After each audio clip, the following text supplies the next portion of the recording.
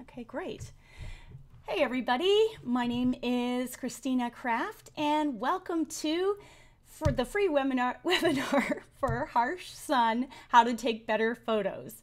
And I just want to make sure that this is working. There is a little bit of a 20-second delay and we're kind of new to this, although we've practiced. I just want to make sure. I've got Derek over to my right and he is moderating for us today. So I'm just going to ask Derek. Derek, can you see everything okay? So my name is Christina Kraft and I created getcraftyphotographers.com to share lots of nifty hacks and tricks that will change the way you shoot forever. We've got different episodes on YouTube that you can go and check out. But today we're going to do this live event called Embrace the Harsh Sun. And my experience with the harsh sun is I have a lot of experience, let's just put it that way. I have been shooting destination weddings since 2008, and then in the summertime, I am in Canada where the sun stays out until 11 o'clock p.m. So you can imagine that a lot of my wedding days are at high noon or mid-afternoon sun, and I just basically had no choice. I had to get it right. So I'm going to share with you guys all the things I've kind of learned doing weddings, but just so you know, this can apply to any genre of photography. And the usual problems we all have in the sun, of course, are uneven lighting, raccoon eyes and squinting, losing details in the highlights where the highlights blow out, also called hot spots if you've heard photographers talk about hot spots and didn't know what that was. The background sometimes disappears. Hot spots, there you go. And the subject sometimes turns black. And the exposure just is all over the place. It's overall not flattering, even on a handsome guy like my husband Derek, who is in this photo right here. So Derek is moderating, so please ask any questions that come up. Just note that there is a 20-second delay, so we'll respond as soon as we're able, and he's just going to pass some questions on to me. And we're basically just going to explore 4 simple ways to take pictures in the midday sun. So this is going to be we're going to start with something that might seem a little bit boring. It's the technical stuff, but it's very important to get it right, and we're going to be very quick and dirty with it. So if you are a technical expert and you already have your manual exposure nailed down, please don't fret. Just stay with us for about 3-4 minutes. We're going to go over some of the technical stuff just so that everybody's on the same page. And if you're somebody who normally shoots in aperture priority or shutter priority or auto mode, and the idea of photographing in manual mode terrifies you, don't you worry. In the next few slides, we're going to get you on the same page as everybody else. And of course, you know, you can teach a whole course about this that could last a whole week long or longer. We're going to crunch this down to try to keep the webinar a little bit tighter. So any questions that you might have, I'm more than happy to post extra tutorials or extra things on getcraftyphotographers.com if any of this stuff doesn't make sense to somebody who might be just in the learning stages. So we're going to learn how to be creative and expose for the shadows. We're going to learn how to be creative and expose for the highlights, and we're going to do quick and dirty flash and external lighting tips and tricks, and that will be really fast. Expect that this webinar is going to be about 40 minutes. It might be a little longer depending on questions. And we're also going to be talking a little bit about other creativity stuff, other creative things you can do in the bright sun, besides just messing around with your exposure. So manual mode made easy. I'm going to try to explain how to understand exposure in under 4 minutes. And I have to apologize to the forefather of this understanding and geeking out over exposure was created by a man named Ansel Adams. If you've heard of him, I have to apologize to him because I am just going to probably destroy everything that he has ever taught, or at least just make it maybe a little bit too quick and dirty. Okay, so Basically, if you shoot something that's like a polar bear walking around in the bright sun, the entire scene is going to go and turn to middle gray. If you turn, and that's also called 18% gray, it's also called middle gray, and that's what also is a gray card, if you've heard that term. If you take something of like pure black, let's say I took a picture of this mouse pad, it's pure black, and I filled the frame with it, it is also going to go pure gray, because your camera always wants to even everything out to that middle 18% gray, middle gray, gray card, the gray that you're seeing right now on the screen.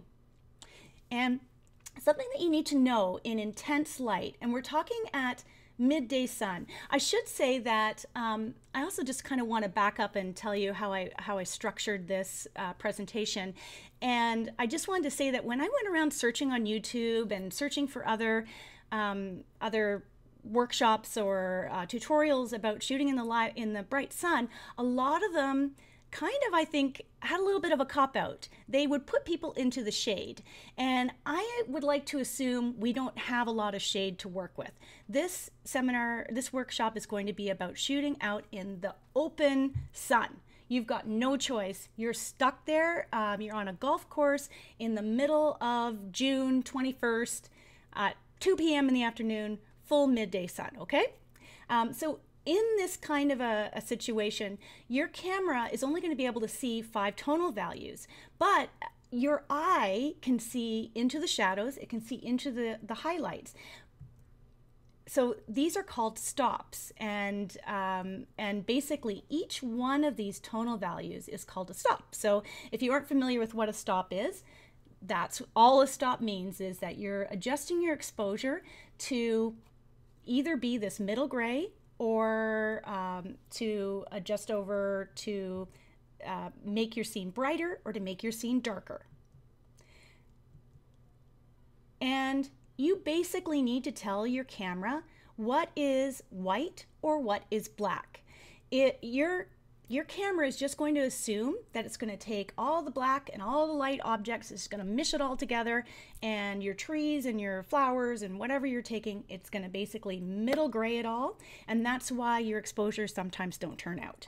So you need to tell your camera that, hey, I need to overexpose this by about, here's middle gray here, 1, 2, possibly even 3 stops, to get middle gray on the skin tone. We're going to go into this in a little bit more detail in a few slides from now. So if you're a little lost, I promise we're going to get you up to speed. One thing that a lot of people will do is they'll shoot in aperture or shutter priority modes. No shame in that at all. Some of the best photographers in the world, including somebody who I idolize named Susan Stripling in my world of wedding photography, she shoots all aperture priority, but she understands how to shoot in manual. And that's why if you are only shooting in aperture mode, I highly, highly, highly encourage you to learn as much as you can and practice shooting in manual mode. I'm going to tell you why. So you can overcompensate, and by clicking, this is a Nikon, I can click the over or underexposed dial and I can go up by 5 stops, down by 5 stops. Some cameras will only allow you to overexpose by 3 stops or 2 stops, or underexpose by 3 stops or 2 stops.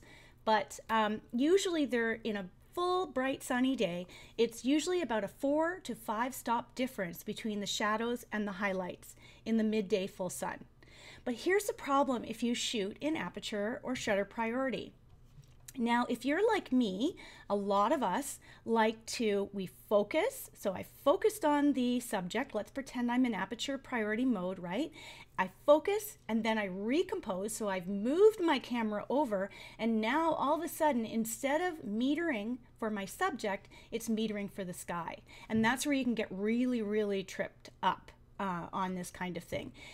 And that's why I suggest to use your exposure lock when you get your exposure right. Not all cameras have an exposure lock, but if you've got one, do that if you are shooting in an aperture or shutter priority mode.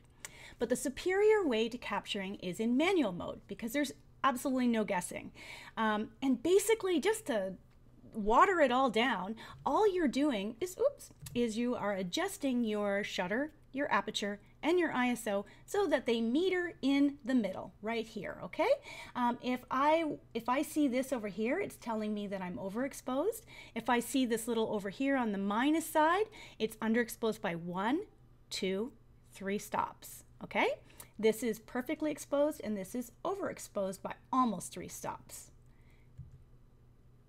So what I suggest you do is if you are in a manual mode, then I highly recommend that you meter in spot metering. I'm going to tell you why in a second.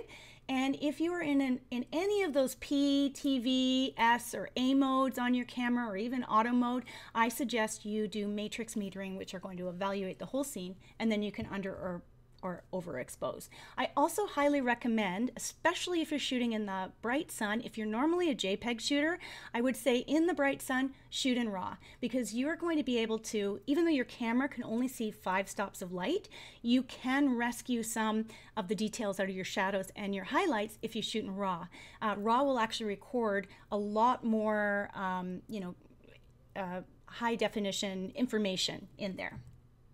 And the other little quick and dirty tip and trick to do is when I'm in the bright sun, I will always have the histogram showing on the back of my camera, so that when I'm taking a picture, I can kind of see, am I achieving what I want to achieve?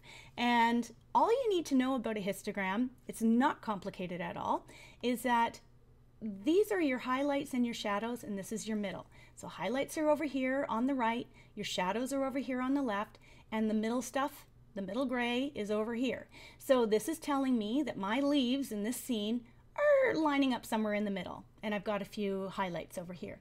What it's telling me over here is that I'm overexposed, and I can actually see that on my image, but I can actually see this little white bar up here? It's telling me there are no details in my highlights. Sometimes I don't care at all about the details in my highlights. We will talk about that as well. And likewise over here, when this little curve kind of comes up and it really matches up to the left-hand side, that means there's absolutely no details in at least some of your shadows. And you can see I've underexposed here, but maybe I'm doing a silhouette, in which case I don't want details in my shadows. So when I'm looking here, I'm like, okay, my silhouette turned out the way I wanted it to. It's more over here that I like to just double check, especially if I'm trying to get an even exposure in the bright sun. Then I might take a look and go, oh my goodness, my highlights have totally blown out, because I'm just using my eye to see, and sometimes the back of your camera isn't always the best at actually showing you the way that the picture is actually exposed. That's why I like to look at the histogram.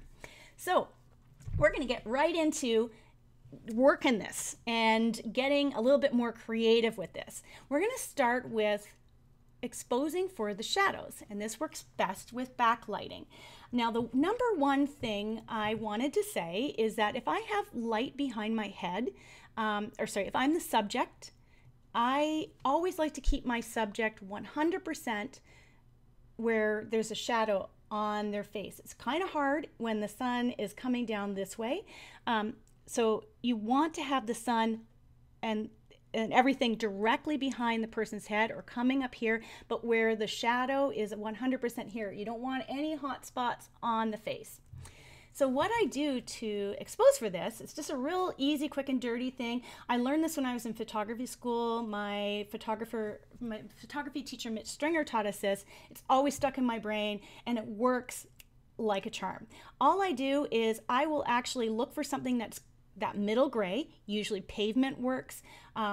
Oftentimes those terracotta pathways at parks, and green grass. Know that green grass is a perfect 18% gray, middle gray, that gray card. So you can basically go evaluate that. Okay, so here's just a picture showing you my shadow.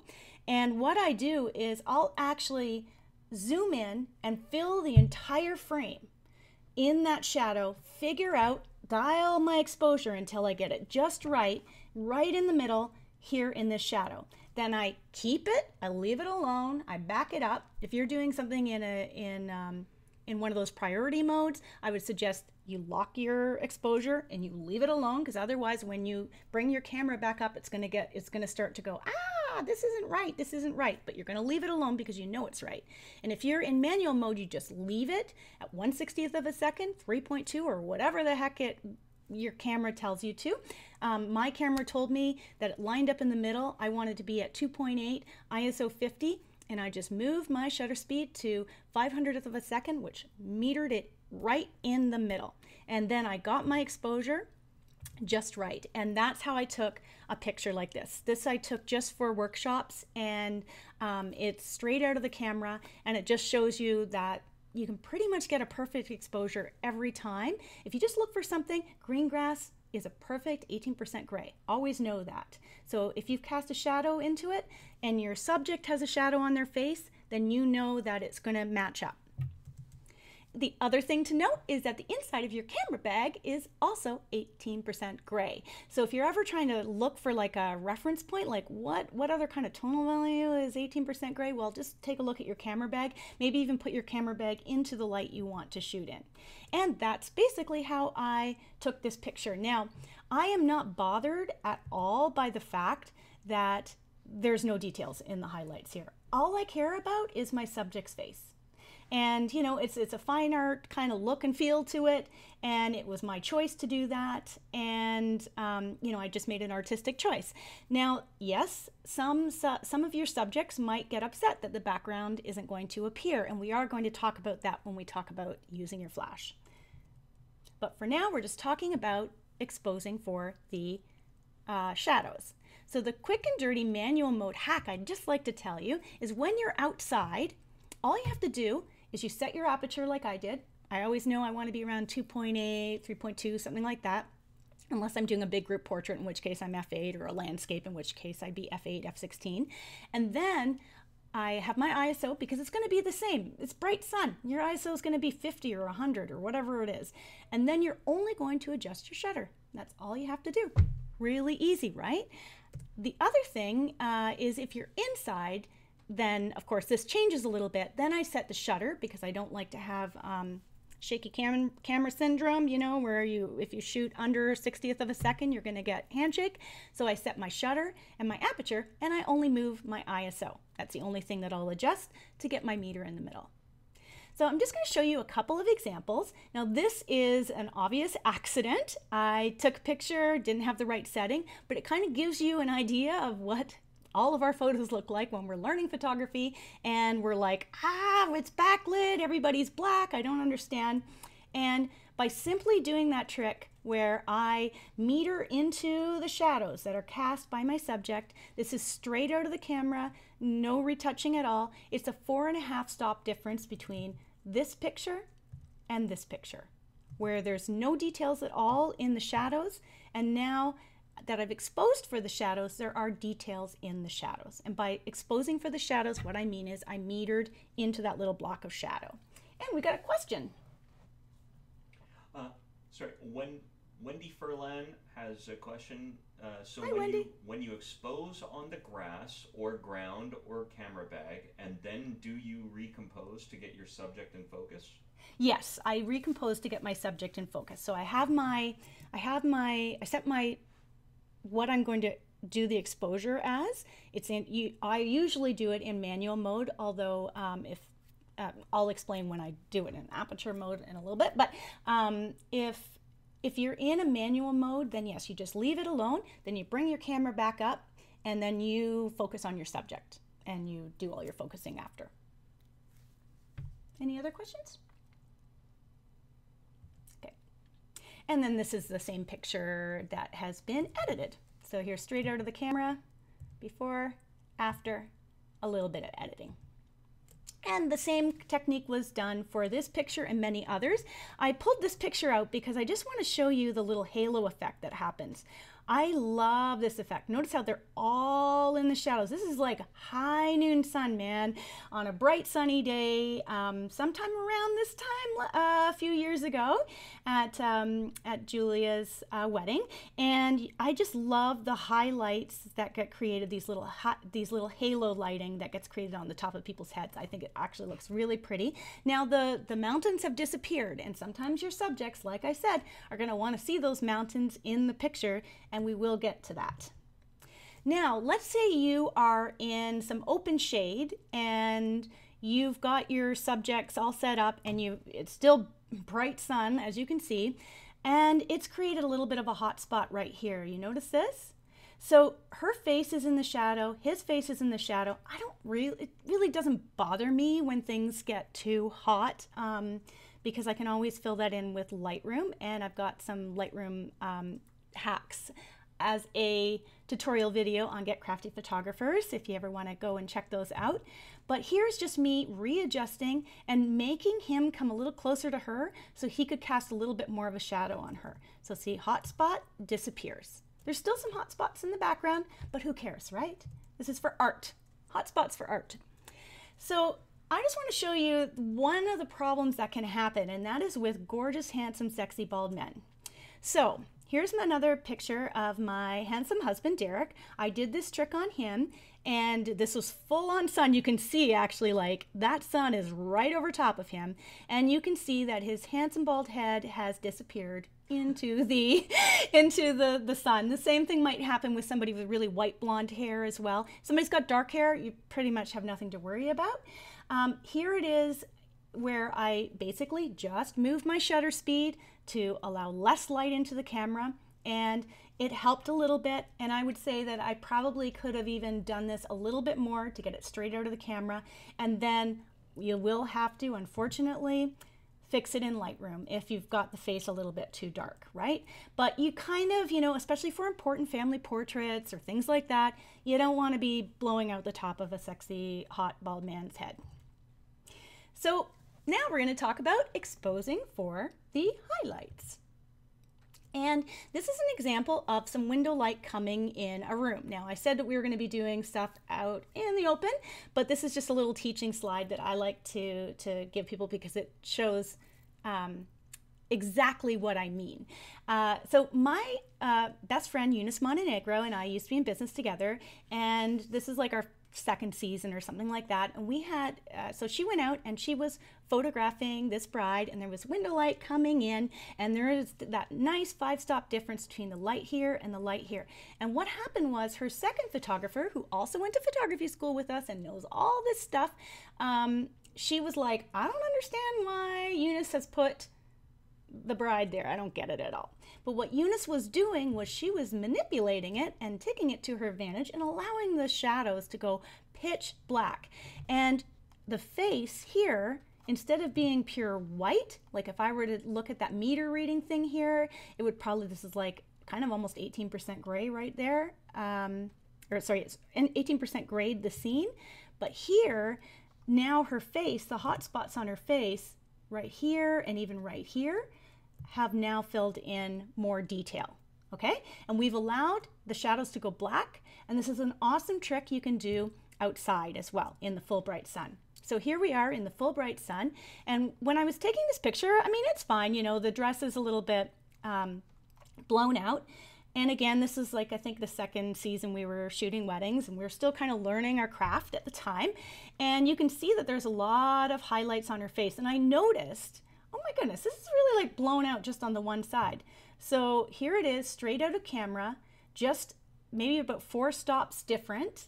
And I was able to achieve this result so I can get 2 looks by not even moving my subject, which is pretty darn cool. So this is actually my favorite thing to do in the bright sun, is to embrace that the shadows going completely black. I love black shadows. I love high contrast. It's not everybody's taste and style, and it's not, and I realize that not a lot of your, you might have some clients who really just want that fine art, soft look in their pictures, in which case this may not suit all clients, but I love this look. I love high contrast. This I took when I was teaching, and these are just 2 models that we had in the classroom. And basically I just saw another light trap coming through a door, and they're in a classroom. Basically we held the door open, bright sunny day, put them into a little light trap, and hey, now they're framed in a triangle. Just let the whole classroom go black. Now where I metered was at the bright spot of this scene here. This is straight out of the camera. And I'm going to show you another example I took for teaching purposes. This is my friend Leah, and I just had her squat down here because you can see that she has a lot of highlights on her. So here it is, straight out of camera, metered for just an average exposure, right? And there's a lot of ugly stuff going on behind her. But let's say like, hey, I'm walking somebody to a car or whatever. You can basically just get them into this kind of situation where there's some shadows behind them that are going to go black, and that there's enough of a difference. You want to take advantage of that 5-stop difference or 4-stop difference to make those shadows black. And here they are straight out of the camera. It's pretty incredible, right? That it's the same scene. Can you tell it's the same scene? So this is auto mode, and this is where I actually controlled it by underexposing and by metering for the bright spot here. Here's just another really quick example I wanted to show you just to give you some creative ideas. We were out, there was this barn, we were at a park, and it was like, oh, that's really cool. And I noticed that, and of course you can see it's almost high noon sun, not nude sun, high noon sun. And this shadow is about a 5-stop difference between the shadow and the highlights.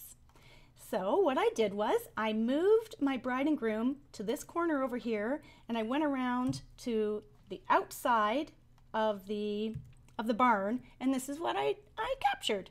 And it does have a little bit of retouching, but honestly not that much. Those shadows went that black, and that was by me deciding that I kind of wanted middle gray to be her cheek, not basically my camera was deciding this was middle gray, and it just wasn't giving us any oomph. So a little bonus hack about working in direct sun is if you are shooting at 2.8, you're going to get a little bit of a blobby sun. And if you are shooting at f22 or something that's a little bit narrower, you are actually going to get the star. So if you're ever trying to achieve a look that has, something like this, then you will, where you don't want just a blob in the sky, then you will want to adjust your aperture. And I did. I shot this at f11 because I intended for this to be something where I really wanted to see that sun star kind of look, right? So there is an issue with this. Sensor spots are going to show up when you use a narrow aperture, f8 to f32. And it's also not terribly flattering if somebody's got really uneven skin or, a lot of blemishes, they're going to show up because each of the highlights are going to be accentuated. Instead, if you really want to take beautiful, flattering photos of somebody who, let's say, is more of a mature person with wrinkles and they're self-conscious of their wrinkles, or they've got uneven skin, then I would suggest expose for the shadows and let everything blow out, and boom, in camera, you are going to have beautiful skin every time. This trick of turning the shadows black, it really is like a certain type of person, and usually somebody younger with great skin. That's usually what it works. And Derek's got a question. I got 2 questions for Okay. you. The first one is from Alicia Riley. Hi, Alicia. When I move my subjects to the outer edges of my frame, I find I can't keep the sharpness. Any tips? Yeah, the sharpness. You know what? It depends on what lens you're using, truthfully. I do have a wide angle lens that I can't shoot and recompose because the barrel on it has a lot of distortion. If you've got a lot of barrel distortion, sometimes that's the case. Sometimes actually with some of the more off-brand lenses, sometimes, they've done it where the sweet spot for the sharpness will be in the middle. And even some of the main brand like Canon and Nikon, it just depends on the lens. But yeah, that's a good question. I would say maybe you've got to do your cropping in camera if your lens has got that as an issue. The other thing is maybe you want to be at f4 instead of f2.8 or f1.2 or something like that. You might want to be at an aperture that has a little bit more depth, and you can of course get away with that in the bright sun. So yeah. She says it's her 24 to 70 2.8 that she uses quite a bit. Oh, okay. I'm not sure. Yeah, because that's the one that I shoot and recompose with a lot. Canon. Yeah, you know what? I'm so sorry, Alicia. I don't have a very good answer for that, except that like the one thing is, you want to move this way, like side to side and be parallel. I know that, sometimes, you might move just this much, right, to the side, and that may mean that your subject's all of a sudden on a different plane. That might be the reason, but yeah, that would be my only tip, is that because I find, for me, for instance, I have handshake issues, so I really can't shoot at a 60th of a second or under inside. I have to be at 125th, 160th of a second. So I'll compensate for that by shooting in a certain way. And if you find that when you shoot and recompose that it might be a little bit soft, then I would say don't recompose. Keep that person right in the target and then crop it in Lightroom, unfortunately. But, we all have our own little things, right? Yeah. And the second question is coming up. Is from Denny Boynton. Is from Danny, and she asks, what do you mean by sensor spots? What do you mean by sensor spots? Oh, well, if you will indulge me for 2 seconds, I will show you. There are those ugly black spots that happen right here. See these guys? So when you don't clean your camera, this is why you should clean your camera if you're going out shooting on a bright sunny day and you're going to be shooting at f8 or f22 or something like that. Because these little spots of dust, they really show up. They will not show up at 2.8 though. So go figure. We are going to get over. Here we go. Okay. Okay, so I would like to talk about making one scene look like two. And I just want to show you, this is also a picture I took many years ago, but I like to use it in teaching because it's like a perfect example. I had this awesome bride and groom. We walked through this cave, and let me tell you, it was slippery. We almost fell several times. Like, once I had them in this spot, I couldn't move them. The only thing that could move was me, or I could adjust my exposure. But we spent a lot of effort. Like, we drove several hours up Barbados, up to the Animal Flower Caves in St. Lucie. It's like kind of like, not as well traveled as the rest of Barbados. And so I had to try to make one scene look like many because, we spent a lot of effort to get here. So what I did was I metered for the highlights, and then I metered for the shadows and got two completely different looks. And it was about a 4 2/3 stop difference. So almost a full 5 stop difference between the one scene and the other scene. And I did the same thing just a few weeks ago when I was photographing this awesome couple who their engagement portrait session, Nicole and Jamie, and they're getting married very soon. I'm excited about that. So here is one of the pictures I took. I didn't move them very much, but mind you, I did move them a little bit. And here it is where I have exposed for the shadows. So now all of a sudden you can see a little bit more of the scene, but they're basically standing in the same place here and here. And that was about a 2.3 stop difference. I think if I had actually kept them right here and I had been in the same position, it might have been an even greater stop of difference. But here you can see that I'm actually like laying down or like kind of squatting down looking up at them. So the exposure just kind of needed something different to get that. And here's another picture where I just wanted to show that another creative trick you can do is look around for neat shadows. This is in a parking garage at State University in Calgary. A lot of Calgary photographers. Do we have any Calgary people out there maybe? Shout out to Calgary. This is an awesome place where a lot of wedding photographers take their couples because the parking garage has these awesome shadows coming in when it's high noon sun. So I did the same trick here where I exposed for the highlights and then just framed her within the shadows. And you've probably seen a lot of those kinds of pictures on Pinterest and in other places or in other wedding photography portfolios. It's called gobo treatment, where you've got something going between the lens, the subject and the light. And you can create really cool effects with it. The one piece of advice I'd suggest to anybody who is posing people outside is if you're trying to do one of these like creative, high contrast, exposing for the highlights, I will often have my couples look into the light.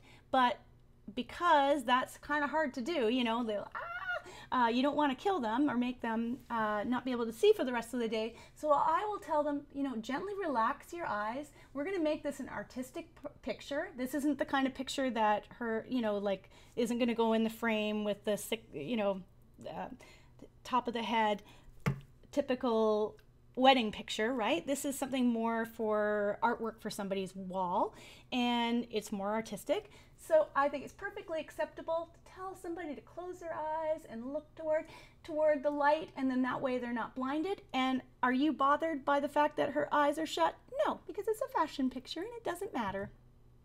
So we're going to just talk really quickly, just a few slides about quick and dirty flash. And so the big problem is when the shadows have no details, the highlights have no details, and the background and foreground are not visible at the same time.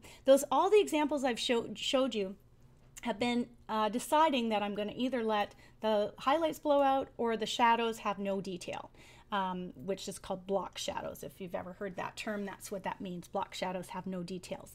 So what happens when you're with somebody and they're like, this is my great aunt's tree and I need to have this tree behind me, and the sun is right in their face and they've got the raccoon eyes going on. I mean, really, there's not a lot you can do.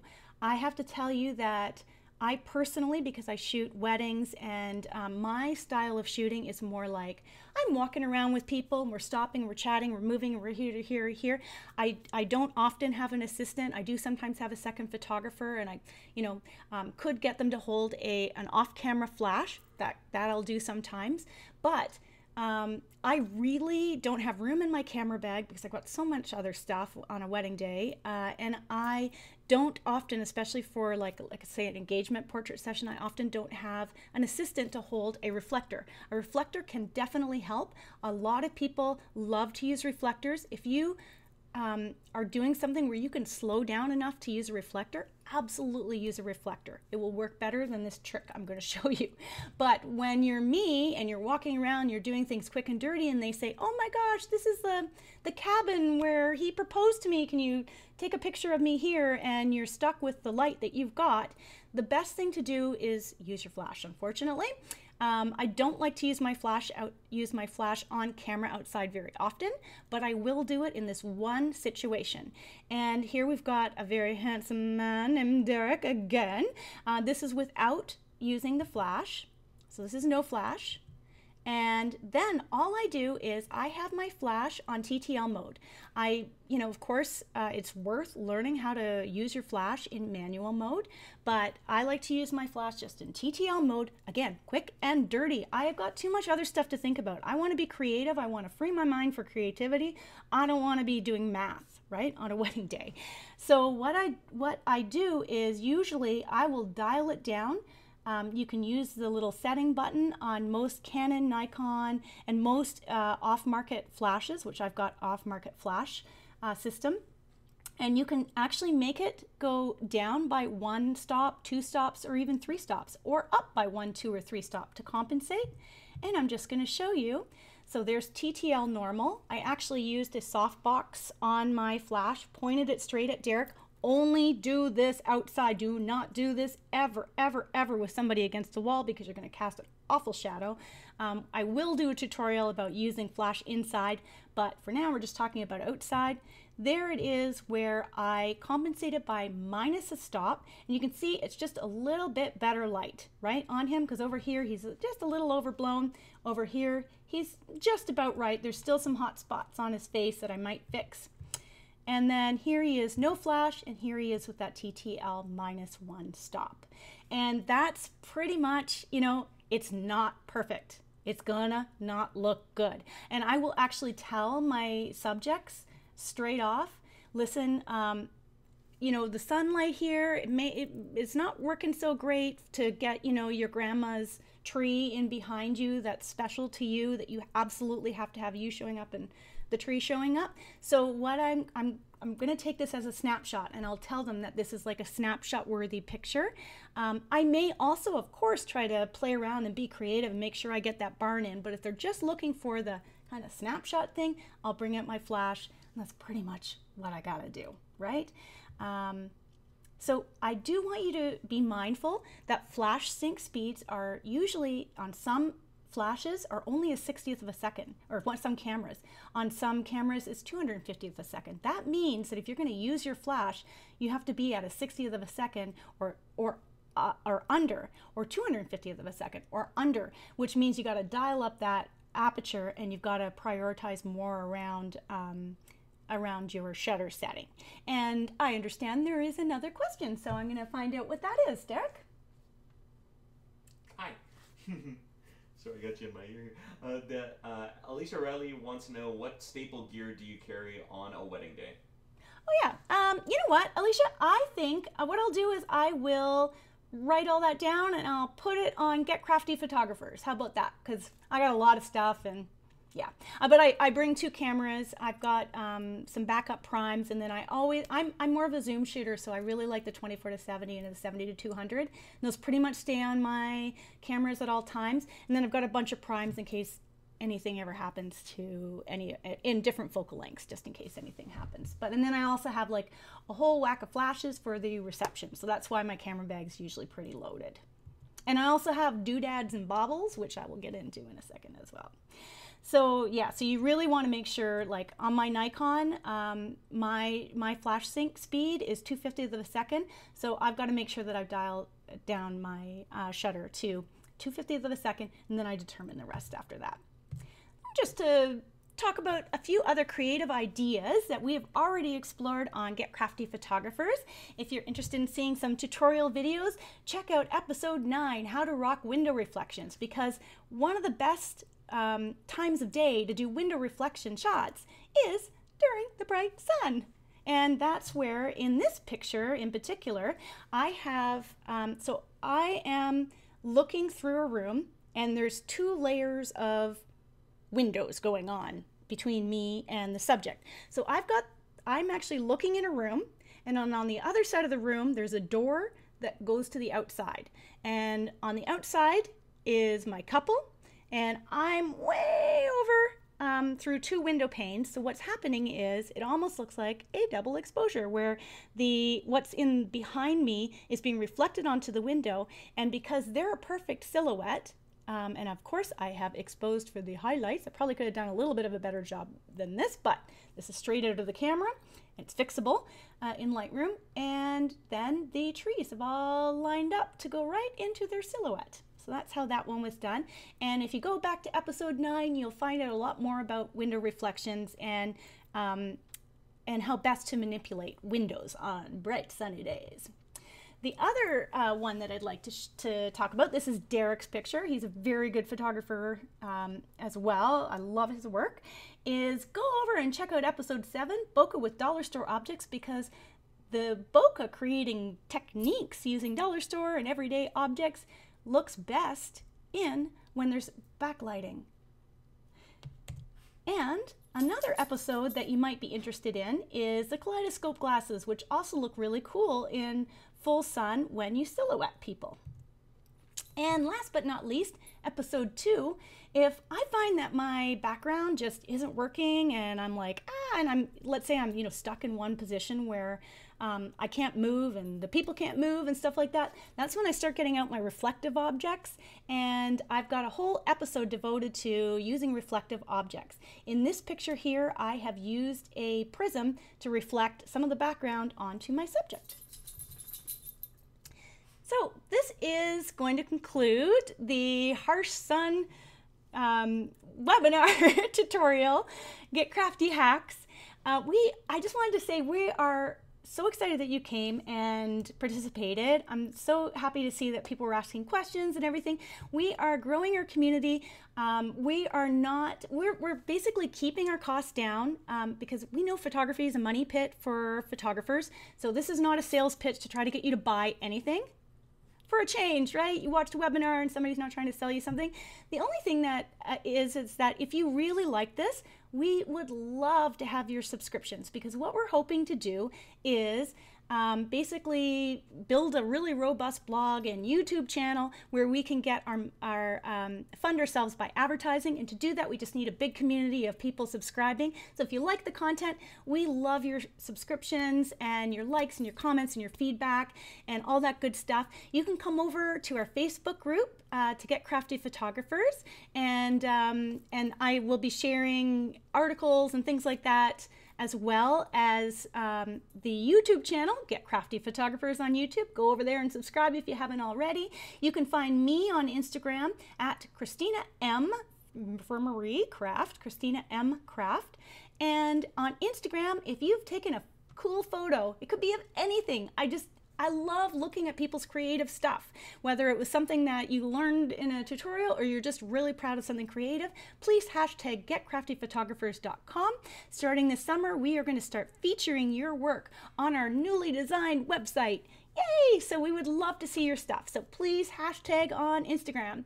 The presentation and recording are going to be both on the YouTube channel and on getcraftyphotographers.com. And on getcraftyphotographers.com, I will be sharing these slides. So they're going to be in slide format. Give me a day to get the presentation over there. But in the meantime, this recording is going to stay online and you can watch it in perpetuity. But thank you so much for joining us. I've been Christina Craft. That is my real name. And this has been Get Crafty Photographers. Thank you for helping conquer the bright sun with me. And bear with me. I'm new to this, but I'm going to click start.